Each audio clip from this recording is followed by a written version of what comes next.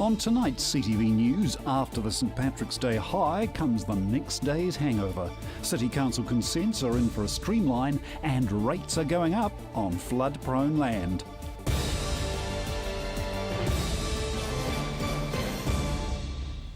This is CTV News. I'm Grant Mangan. Christchurch turned green last night as St Patrick's Day festivities took over the city. Police were out in force and their presence helped to keep the peace. Marcus Gibbs reports. The Bog Irish Bar was roaring last night, with hundreds of punters dressed to the nines for St Patrick's Day. Our first St Patrick's Day in 3 years, so we expect people would come and check us out, and they certainly have. Freshly rebuilt after the earthquakes, it was the place to be for the Irish living in Christchurch. It was also the place to patrol for police. St Patrick's Day is a notoriously busy night, and with a full moon in the sky, anything was possible. Everyone's pretty happy over there at the moment, and in other places we've been. A lot of green around, a lot of Irish, which is always good to see on St Paddy's Day.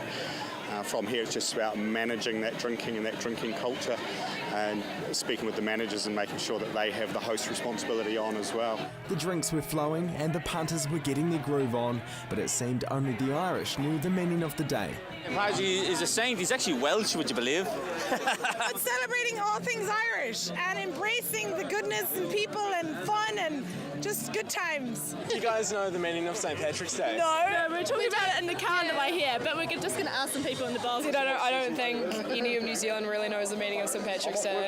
I think people just use that as an excuse to get pissed. But that's all right, you know? Dressed for his own St Patrick's Day gig, one of Canterbury's top doctors, Alistair Humphrey, spoke to CTV News about the busy day. A night like tonight is not the kind of night you want to be on duty as a policeman or a nurse or a doctor. But it was a rather mellow night in the end. Eddie's staff were kept busy with a steady stream of patients as usual, but nothing out of the ordinary. St Patrick's Day, unfortunately, for some people, has become a bit of a binge fest. It would be nice to celebrate St Patrick's Day properly without it getting out of hand. The emergency services were busy making sure everyone ended up home safely. St John were on the road attending alcohol-related call-outs over the course of the day and night. In one case, a 19-year-old woman was drinking at a St Patrick's Day celebration when she had a seizure. The woman had drunk up to half a bottle of vodka. She was in a bad state. Mel, how much to drink tonight? James Watkins was one of the 3 paramedics responding to the call-out. It was his first alcohol-related job of the night. It hasn't been too bad tonight. It sounds like it's starting to pick up a bit now. Workload's starting to go. It's being St Paddy's Day, I suppose we're going to get really busy a bit later on. Like the rest of the paramedics and police staff, the full moon high in the sky had him worried. Believe it or not, I'm not superstitious, but it does seem to bring out the work and some of the funnies, the funny people later on. Especially on St Patrick's Day. Christchurch Police had extra staff rostered on for the shift, but punters behaved themselves and only 3 arrests were made for low-level offences.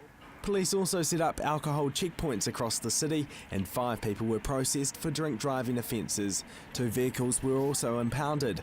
Overall, a rather tame St Patrick's Day, just the way the emergency services like it. Marcus Gibbs, CTV News. It's all quite extraordinary, really, isn't it, St Patrick's Day? Didn't see a lot of orange there, though, which is probably just as well, or that might have led to even more trouble and disruption.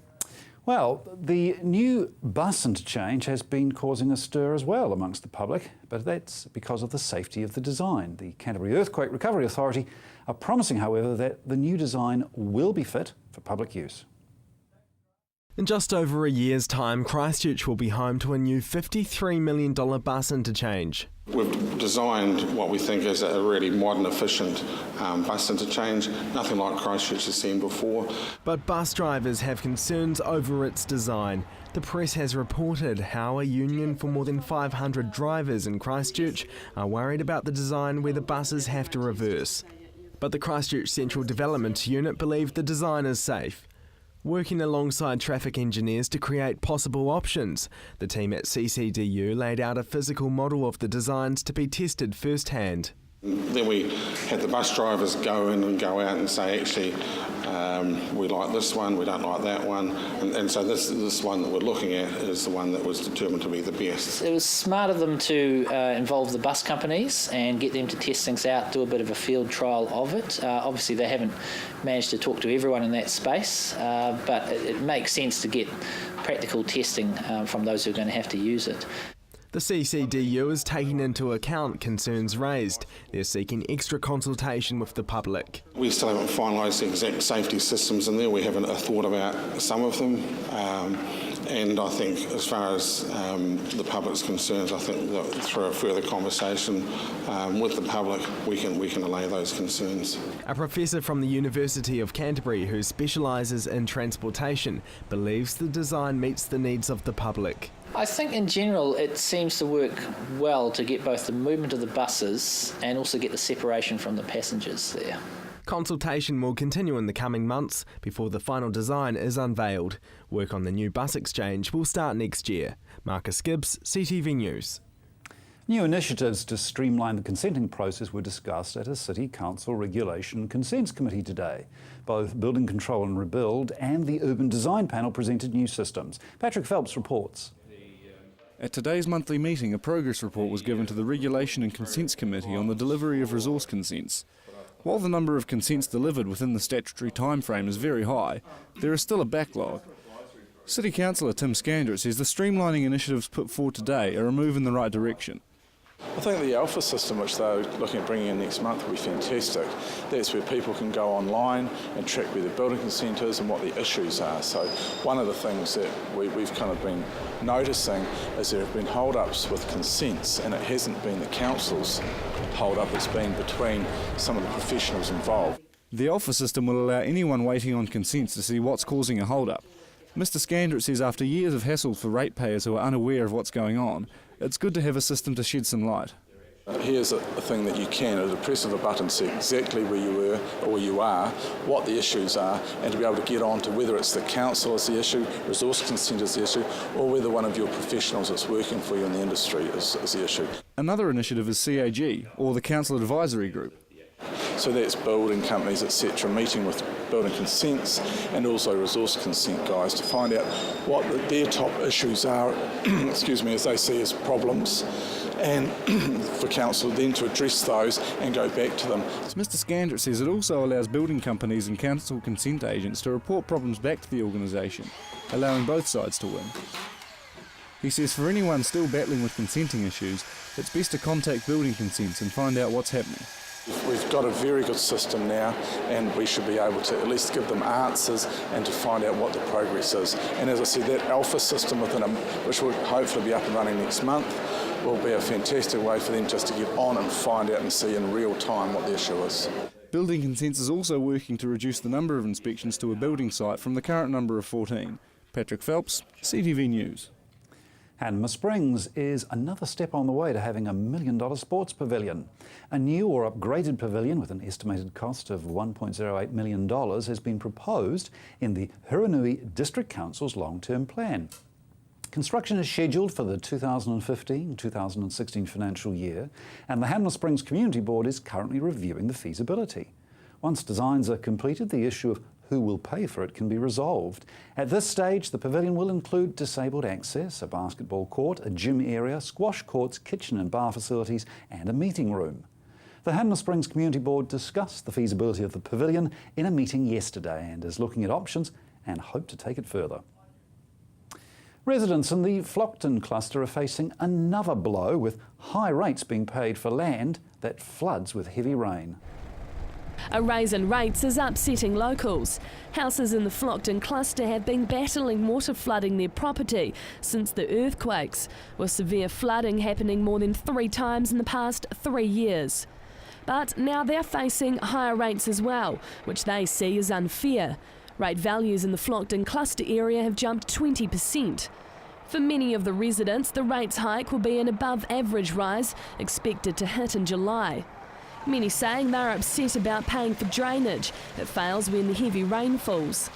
As well as paying for more in rates, the residents are having to fork out extra for contents insurance as well. Yesterday, the Earthquake Commission pledged to work with the Christchurch City Council to help speed up flood mitigation. The residents will be seeking a discount in rates at an upcoming community board meeting. Coming up, a new marine reserve in Kaikoura has been announced.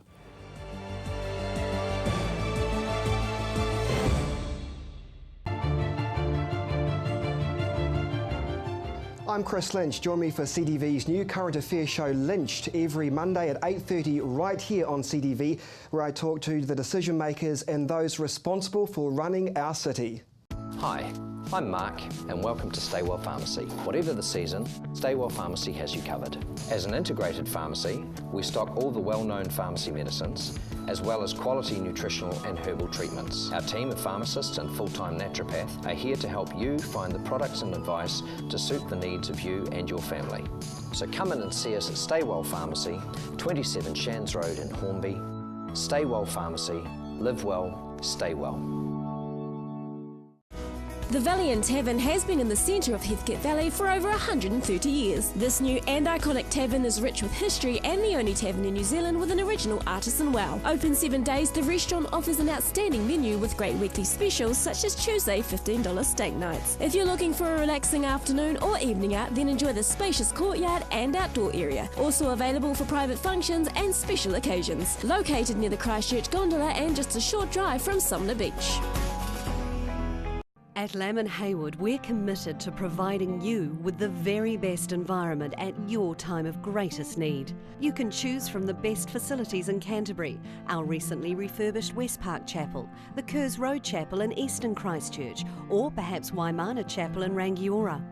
However you remember, commemorate or celebrate the life of your loved one, whether it's an intimate group or a grand send-off, the choice is yours. Lamb & Haywood, a tradition of caring. Hi, Rob Coate-Williams. Join me with Rob's Country every Friday at 7:30 in the evening when I take you out of town and talk about anything that's country. Rob's Country, Friday at 7:30.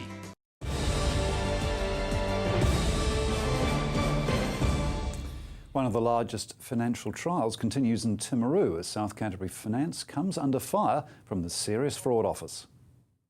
South Canterbury Finance was the country's largest finance-owned company when it collapsed over 4 years ago, triggering a $1.8 billion bailout of investors' deposits by the New Zealand government. The trial against the company began in the Timaru High Court last week and is expected to take 3 months to complete. But today's decision for a change of judge could delay proceedings. Lawyers acting for the 3 defendants have formalised a bid for Justice Paul Heath to remove himself from the case. If successful, finding a new judge could potentially delay the trial for years. Former South Canterbury Finance Chief Executive Lockie McLeod and directors Edward Sullivan and Robert White have pleaded not guilty to 18 individual and combined charges. These include a variety of offences, including theft by a person in a special relationship, obtaining by deception, false statements by the promoter of a company, and false accounting. But when the finance company collapsed in 2010, 5 individuals were facing charges by the Serious Fraud Office.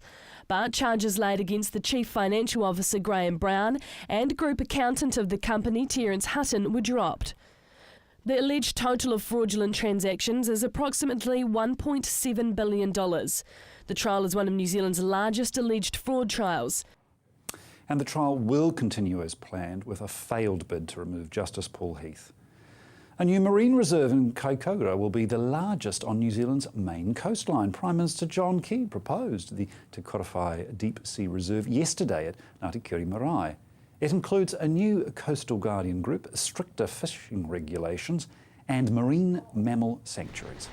The reserve will cover some 10,416 hectares around a 2-kilometre underwater canyon off the coast, banning all mining, fishing or harvesting. There will also be a 4,700 square kilometre whale sanctuary and a 4-hectare seal sanctuary.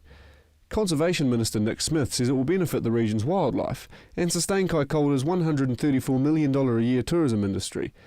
It will also limit seismic surveying by the oil and gas industry, which some locals fear may drive away whales and dolphins. Labour's conservation spokesperson Ruth Dyson says the proposal is a low-hanging fruit and the government isn't tackling hard issues environmentally. She says National is out of touch with New Zealand's environmental issues. And Ngaitahu leader Mark Solomon says the Reserve's new Coastal Guardian group will help iwi manage Kaikoura's marine environmental future. Greenlist MP Stephen Browning says the government should consider iwi and hapu concerns over deep-sea oil exploration in the area. An overseas artist has been taking over the city with random acts of kindness. Keep an eye out for a rare endangered species. Next time you're wandering the street, an overseas artist has been hiding kakapo sculptures in all sorts of places around the city. They take about an hour and a half to 2 hours to do, so it's been a massive project. But Seraphim Lothian isn't just a local trying to brighten the city. She's made the trip from Melbourne especially for the project. This project costs $5,500, so I did a crowdfunding campaign and 150 people believed in it enough to donate the money to get me over here and do this project for the people of Christchurch, which is pretty phenomenal. While Melbourne is the art capital of the world, the rebuild has created a unique opportunity for Christchurch to be better. It's created for lots of different political purposes, depending on who has commissioned it or who is doing it. But here, all the projects in Christchurch are designed specifically for the general public, and it's really welcoming and open, and it's just incredible. I would live here if I could. But yeah, you guys are doing everything right about this. 124 of these have been hidden around the city, waiting for people to pick them up and take them home. The kakapo have each been handmade from recycled clothing. But it's really just a random act of kindness from one overseas visitor to our city. Sometimes braver people will just move them around the city so that other people can find them, but really what I want is just for people to find them and it to make someone's day a bit nicer. Emma Cropper, CTV News. And they certainly do make people's day. Emma brought one back to the office and everybody wanted them, and that included Nick. Well, still to come, the Wizard has his legacy planned.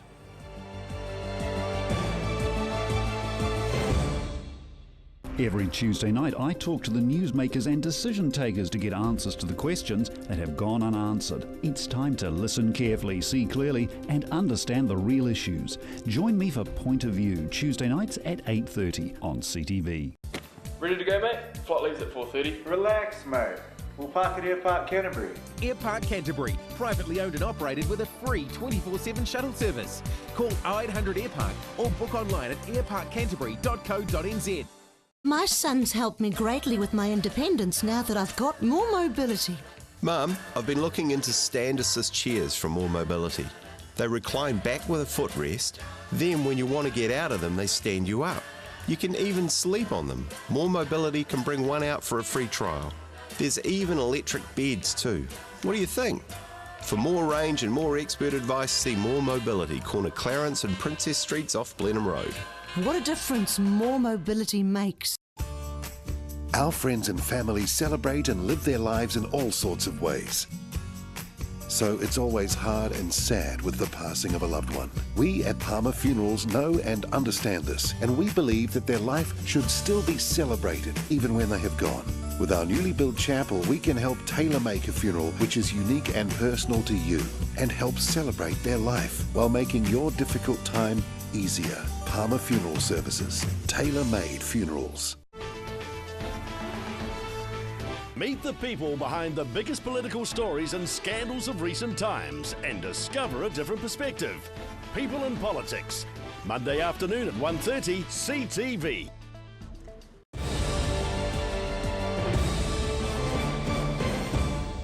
The Christchurch Wizard has been around for 40 years, but now he has a couple of others waiting in the wings to carry on his legacy. Christchurch is home to the world's very own fantasy character. I'm the only wizard in the world that has any reason to be called a wizard, in that I'm trained at university, appointed by a Vice-Chancellor, and since 1990 appointed by the Government of New Zealand as an official wizard. So I'm a real wizard and not some idiot wearing a hat because he's a hippie and take too many drugs. But wind back 40 years. He was the first academic lecturer in sociology theory in Australasia. His home was the Cathedral Square, where he'd share his views on all sorts of topics, from political to moral causes. Then in 1990, the Prime Minister appointed him the official New Zealand Wizard. He even has the driver's licence to prove it. And he was also awarded the Queen's Service Medal in 2009. By 1995, Wizards Week commemorated his arrival to Canterbury. A metal sign hung outside of the cathedral, letting people know when he'd arrive. And he'd travelled to Australia with Christchurch Mayor to promote the city. He was even featured in local guidebooks as a central character to check out when coming to the city. Recognised as a larger-than-life ornament of the city, a living work of art, a tourist attraction. Oh, Great Spirit, look down upon these young children and send them flying dreams. But the earthquakes tore Christchurch down. The forbidden city that lay behind the CBD cordons for 2 years kept the wizard away from his home. The place where he stood for many years is shattered and in ruins. And look at the way it's been abandoned by the church. They've let the birds fly through. It could have been protected with tarpaulin, but they show how much they hate that building. It's really sad to look at it, knowing how important it is to the people of Christchurch. It's our logo for the city. The whole city was built around it when it was first built. It's really shameful. While the city chops and changes, there's still one thing that remains the same. I don't change, the world does. I never change. That's why people like me so much. I'm the one thing left in Christchurch who has not changed a bit. I'm just the same as I was in 1974. 40 years ago I came, and I'm the last thing left of the old Christchurch. Me. Mayors come and go, prime ministers come and go, bishops come and go, and I don't. So I'm the icon now. He's loved by the public, but the city has been ignoring his plea to remain an icon and an attraction of Christchurch. If I'm not in the guide, but when can I speak and where can I speak? No one knows I'm doing it. So the tourists will never know, even though they all ask questions, where's the wizard of the town? Or where's the wizard? They can't be told because the council does not have any interest in what I'm doing at all, zero. But his spirit isn't going anywhere. The magic of the wizard will remain in Christchurch. Waiting in the wings are his apprentices. This wonderful fellow turns up, and he's halfway there already.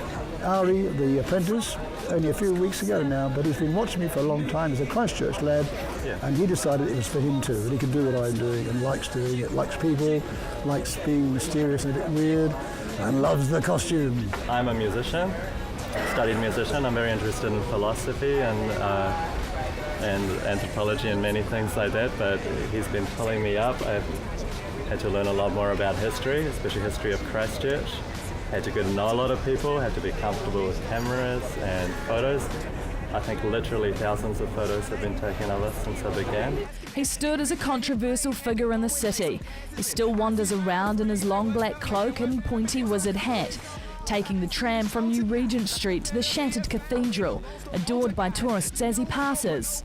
We were just so excited to see him because it's the first time we'd seen him. We were here 11 years ago and we saw him in his little red back of the front car, and we had heard that he was back.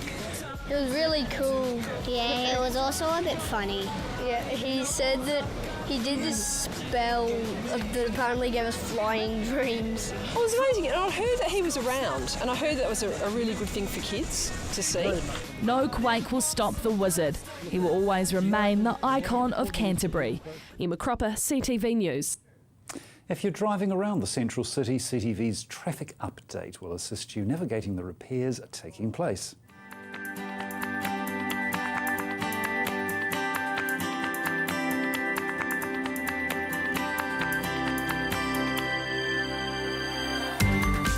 Hello travellers, to help you plan your journey around the central city, here's an update on what's happening with the roads this week. Barbados Street continues to be slow during peak times, as this is down to one lane due to ongoing work. You can expect delays for some time yet. Fitzgerald Avenue is the best route when heading north and south. Durham Street south of the river is also a good route to get out of the city. Stay tuned this week for more updates on what's happening with the central city roads, and in the meantime visit the Transport for Christchurch website. And finally tonight, here's your regional weather. Kia ora everybody, let's take a look at today's weather.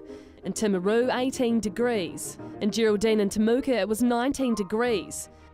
In Rakaia and Ashburton, you also hit 18 degrees. And Darfield and Methven, you guessed it, 18 degrees. Leeston, Ralston and Lincoln, they were also at 18 degrees today. And in the city, Christchurch was 18 degrees. Over in Akaroa, 18 degrees.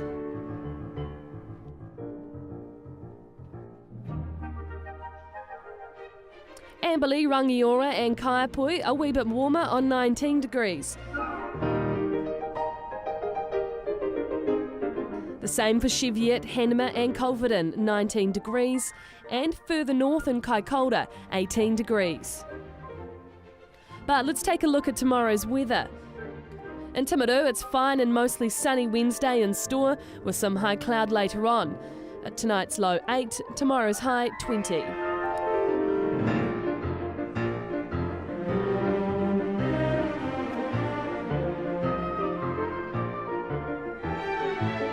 In Ashburton, plenty of sunshine and the usual northeasterly breezes for your Wednesday too.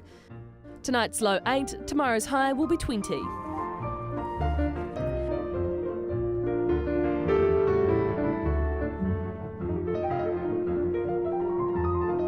And in the city, Christchurch is going to have an early low cloud clearing and becoming fine and sunny during the day with breezy northeasterlies. Tonight's low 8, tomorrow's high 20.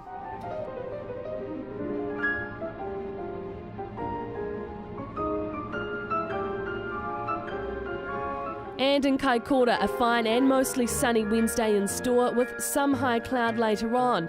Expect northeasterly winds. Tonight's low 8, tomorrow's high 20.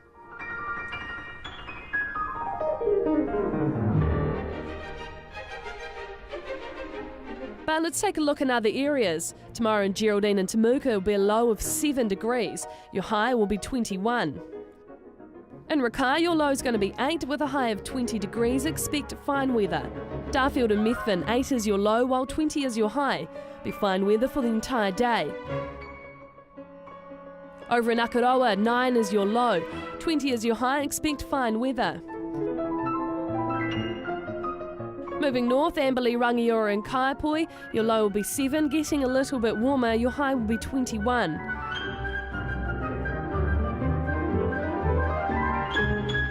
And in Cheviot, Hamner and Culverden areas, your low is 7, but you've got the high for the day, it's 23 degrees. Looking ahead for Canterbury, it'll be mild to moderate westerly winds and high cloud at first on Thursday, but cooler southwesterlies freshening the early afternoon with some low cloud and maybe a few showers. Mostly fine and sunny with breezy northeasterlies on Friday and Saturday, fine with high cloud increasing on Sunday, and fresh breezy northeasterlies. Mild on Monday with high cloud and moderate northerly winds. And that's your weather for this evening. And that's CTV News for Tuesday. I'm Grant Mangan. Good night.